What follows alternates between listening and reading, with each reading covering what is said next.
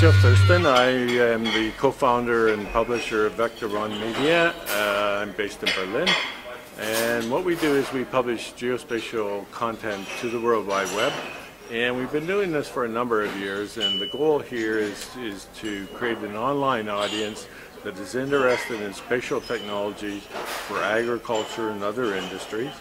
We're interested to help people learn about the processes specifically. So while we talk about technologies, we're also interested to explain why you're buying those technologies. What value do they add to agriculture? Why do you want to use them? And what are the gains of having it engaged?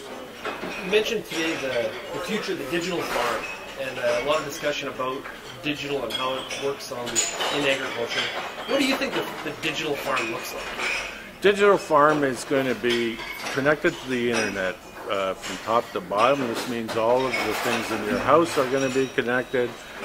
All your land records will be digital, and your farming equipment will be digital, so that the information will flow from your field equipment to your on-site storage equipment, or even into the cloud, because you're going to be connected through high-speed internet, right?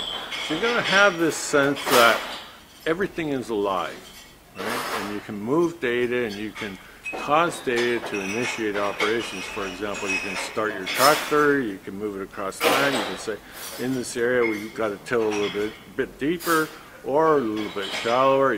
You'll be able to identify where water management issues are, disease issues as you state them or talk about them. That'll be picked up and transferred digitally to a map automatically.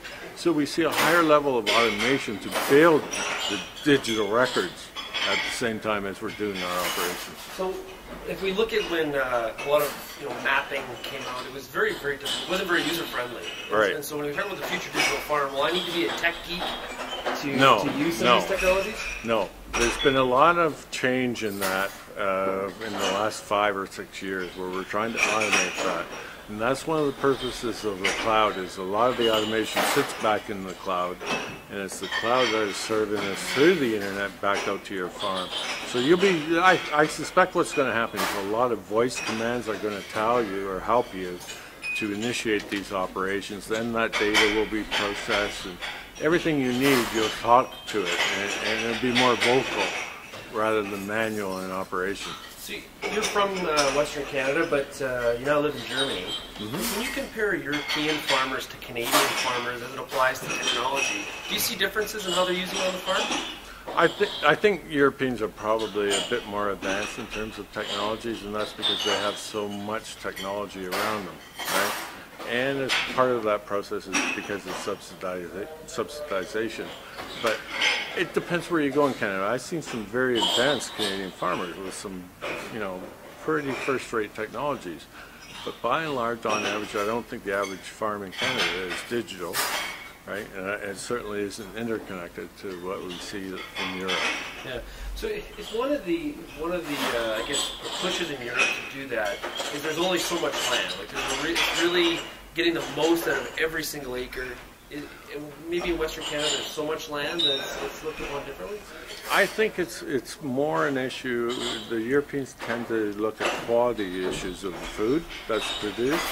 So they're interested in the quality and what you might call the lineage of the food and the food chain, and how you conduct business about food. And so it takes digital technologies to conduct those transactions about food, the production and consumption side of food. In Canada, we're exporters of food, so we think in a, like mining, in a very operational sense of how do we develop and produce it, but we don't think of the refining or the connection, the business side to sell that. And that's what drives it. The consumer is saying, I need some data reference, some points of reference of what I'm buying, how it was grown, and I demand those. So in that way, the Ontario farmer is probably a little bit closer. I would think so, yes. Yeah. Yes. Yeah, more so than the Western Canadian farmer. I agree. Yeah, okay. So what are some of the, is it just about the consumer then to get the Canadian farmer adopting more technology? Is that what's really going to be the driver? I think part of it is that. Part of it is the government. You need a government that is willing to support a digital enhancement or advancement in the industry. And by that part of that can be taxation or incentive and policy, right? The governance that supports a digital agriculture is a very important piece here. I'm not convinced that our politicians in Canada know that. So in terms of the digital farm, it's not just about the operational production things. It's also, you mentioned a lot today about record keeping, the importance of digital records. Why are those digital records so critical? Digital records will bring everything to a point of location. So everything we do on the earth has got a location associated with it. When you know the location, then you can identify operations where they're supposed to take place and at specific times. You can't do that unless your records are digital.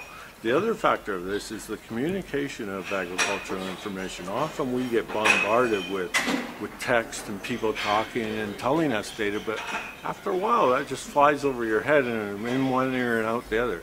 It's through maps and geography that we use those as frames to embed the communications about agriculture. And that's what makes them so valuable. You can see where right away and in a graphic fashion.